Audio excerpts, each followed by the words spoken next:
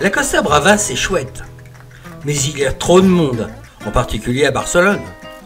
Alors, allons découvrir Vic en Catalogne.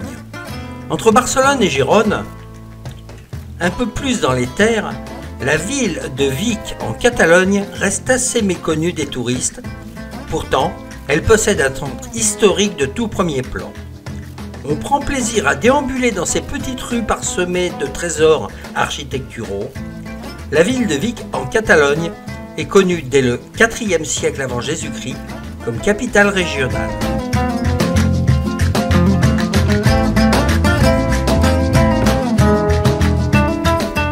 Le parcours à travers les rues du centre historique de structures médiévales est très agréable, avec une trentaine de bâtiments que l'on admire pour leur qualité architecturale ou artistique.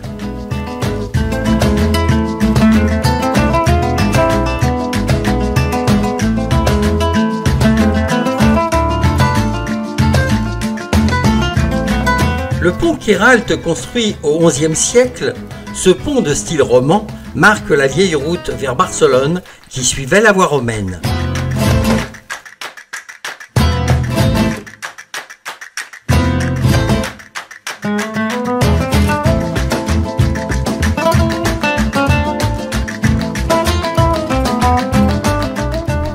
La visite idéale de la ville commence et se termine à la place du marché, Plaza Major, au cœur de la ville. Elle est remarquable par sa taille, par l'unité des bâtiments qui l'entourent. Ils sont tous d'époque et de styles différents, mais les arcades confèrent une unité d'ensemble. On trouve sur les façades des éléments art nouveau, gothique et baroque. Le centre de la place est recouvert de sable et accueille encore aujourd'hui de nombreux marchés et foires.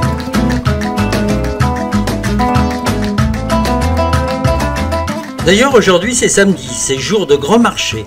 Il remplit la place Major, mais aussi la Rambla sur le quart du tour de la ville. Impressionnant. Vic est la seule ville de Catalogne à posséder un temple romain. Il date du IIe siècle après Jésus-Christ et a servi de lieu de culte jusqu'au IVe siècle. Il fut retrouvé au XIXe siècle et restauré. Tout près de Vic, le lac artificiel de Panta de Sau est une escale idéale pour prendre le verre loin des touristes.